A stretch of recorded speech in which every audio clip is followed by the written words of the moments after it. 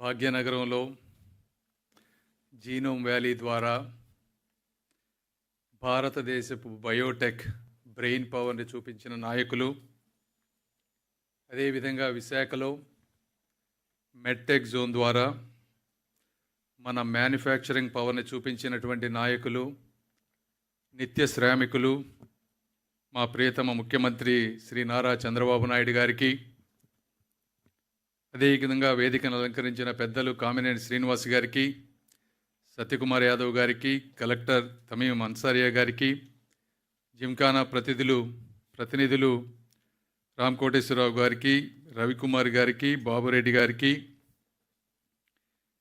అదేవిధంగా ఈ GGH hospital అభివృద్ధికి తోడ్పడుతున్నటువంటి దాతలు తులసి రామచంద్ర ప్రభు గారికి, షఫీక్ గారు ఇక్కడ లేరు వారికి, సదాశివరావు గారికి, గుంటూరు జనరల్ హాస్పిటల్ అడ్మినిస్ట్రేటివ్ స్టాఫ్కి, వీరందరితో పాటు అసలు ఈ కార్యక్రమానికి ముఖ్య కారకులైనటువంటి సోదరులు, శ్రమించి సంపాదించి న్యాయబద్ధంగా పన్ను చెల్లించి మాతృభూమిని మరవని నిజమైన దేశభక్తులైనటువంటి మా ఎన్ఆర్ఐ సోదరీమణులందరికీ కూడా గుంటూరు ప్రజల తరపున, ఆంధ్రప్రదేశ్ ప్రజల తరపున మనస్ఫూర్తిగా కృతజ్ఞతలు తెలుపుతా ఉన్నాను.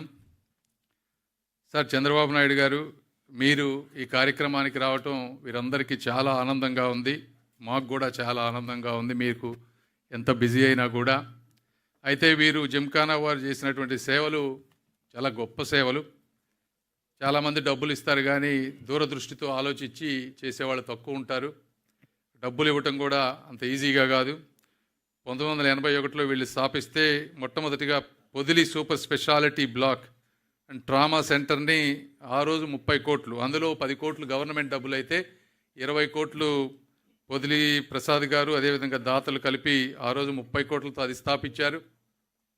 అదేవిధంగా 5 కోట్ల రూపాయలతోటి 800 సీట్లతో ఉండేటి ఒక అద్భుతమైన ఆడిటోరియం స్థాపించారు. ఎంతో ఎక్విప్మెంట్ తీసుకొచ్చారు. మరి ఈ రోజున దాదాపు 90 నుంచి 100 కోట్ల రూపాయలతోటి 600 నుంచి 700 బెడ్లుండే మెటర్నిటీ చైల్డ్ హాస్పిటల్ ఈరోజు అద్భుతంగా ఇంటర్నేషనల్ స్థాయిలో తీసుకొస్తున్నారు.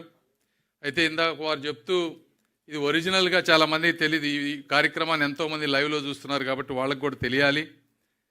మొదటిగా ఈ హాస్పిటల్ పెట్టుకున్నప్పుడు ఒక 15 కోట్లు రాష్ట్ర ప్రభుత్వం, అదేవిధంగా ఒక 20 కోట్లు కేంద్ర ప్రభుత్వం, మిగిలినవి జిమ్ఖానా వాళ్ళు ఒక 60 కోట్లతోటి పెట్టుకుంటే, కేవలం గత ప్రభుత్వంలో 6 కోట్ల రూపాయలు ఇచ్చి దీన్ని క్లోజ్ చేస్తే మిగిలిన డబ్బులన్నీ వీళ్ళు పెట్టుకొని ఇప్పుడు దాదాపు 90 నుంచి 100 కోట్ల రూపాయలతోటి పెట్టి దీన్ని అద్భుతంగా అంతా వాళ్ళే తీసుకొని చేస్తూ ఉన్నారు. వీళ్ళు ఎంత మంచి వాళ్ళు అంటే అది చేయటమే కాదు, దీన్ని మెయింటెనెన్స్ ఎలా ఉండాలి, ఎందుకంటే ఇవన్నీ మేము ఒకసారి కట్టించేస్తే మళ్ళీ పాడైపోతాయని చెప్పి వాళ్ళే సార్ మళ్ళీ కార్పస్ ఫండ్ ఒక దాదాపు 20-25 కోట్ల రూపాయలు బ్యాంకులో డిపాజిట్ చేసి దాని మీద వచ్చేటువంటి ఇంట్రెస్ట్తో ఈ మెయింటెనెన్స్ ఇబ్బంది లేకుండా ఉండాలి అనే విధంగా దూరదృష్టితో వీళ్ళు వెళ్తున్నారు సార్. వాటన్నిటికీ మనస్ఫూర్తిగా నేను ధన్యవాదాలు తెలుపుతా ఉన్నాను. అదేవిధంగా ఇందులో ఎంతోమంది దాతలు ఉన్నారు. ఉమాదేవి గారు, నళిని గారు 8 కోట్లు, రమాదేవి గారు 4 కోట్లు, వేదవతి గారు 4, అదేవిధంగా కామేశ్వరరావు గారు 3.5 కోట్లు, లక్ష్మీ చౌదరి గారు 3.5 కోట్లు, బీనా నూతక్కి 3 కోట్లు, అదేవిధంగా నిన్న ఈ స్ఫూర్తిని చూసి వచ్చినటువంటి సూదనగుంట పేరే చౌదరి గారు, ఆయన కూడా 5 కోట్ల రూపాయలు ఇవ్వటం అనేది చాలా గొప్ప విషయం. ఎందుకంటే ఈ డబ్బు విలువ నాకు కూడా తెలుసు. అమెరికాలో బాగా 40-45%, అదే కాలిఫోర్నియాలో అయితే 50% ట్యాక్స్ కడతారు వీళ్ళు. అంత ట్యాక్స్ కట్టి ఈ డబ్బుతోటి మీరు బిల్డింగులు కట్టుకోవచ్చు, ఇన్వెస్ట్మెంట్స్ చేసుకోవచ్చు.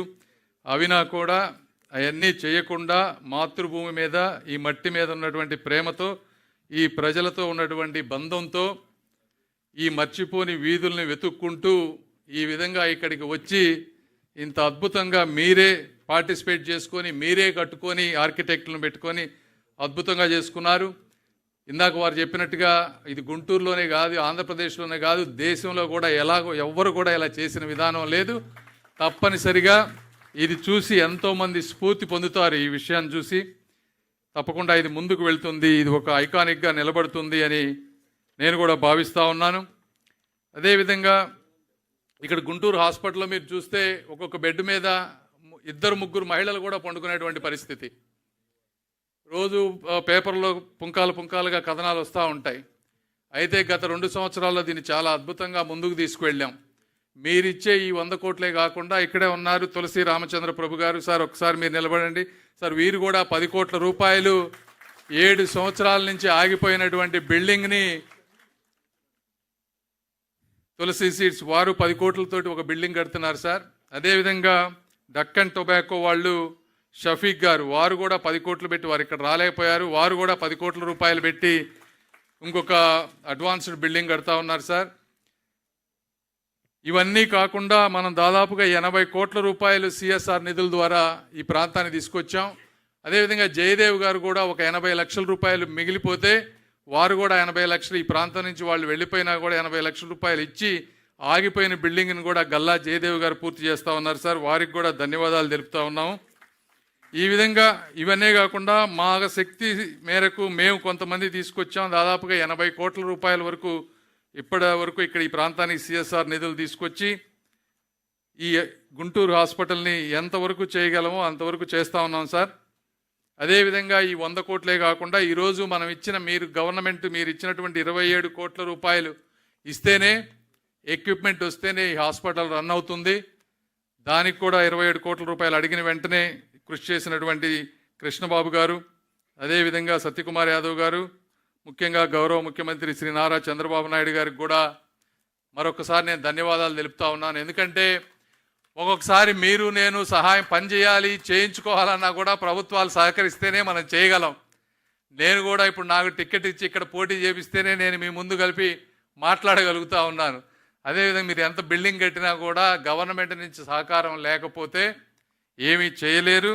కాబట్టి ఈ విధంగా మీ కృషిని మీ శ్రమని అర్థం చేసుకొని చేస్తున్నటువంటి గవర్నమెంట్ ఉంది కాబట్టి 2018లో ఆ రోజు మీరు శంకుస్థాపన చేయగలిగారు. మళ్ళీ ఈరోజు దాన్ని కంప్లీట్ చేయగలిగారు. అంటే ఇది ఒకటే కాదు, ఈ గుంటూరు చుట్టుపక్కల కానీ రాష్ట్రంలో అన్నీ ఇదే పరిస్థితి.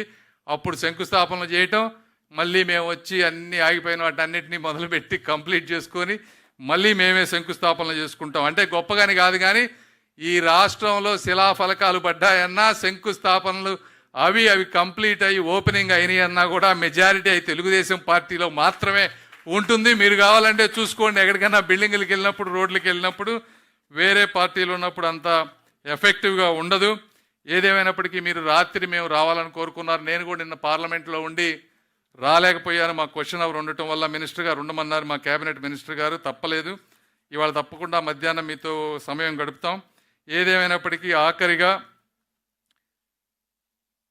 తల్లిదండ్రుల ఆందోళన కన్నీళ్లను ఆనందపు కన్నీళ్లుగా మార్చే విధంగా ఈ నిర్మించినటువంటి ఈ మాతా శిశు సంక్షేమ కేంద్రాన్ని, హాస్పిటల్ నిర్మించిన మీ అందరికీ కూడా మరొక్కసారిగా మనస్ఫూర్తి ధన్యవాదాలు తెలుపుకుంటూ సెలవు తీసుకుంటా ఉన్నాను. Thank you.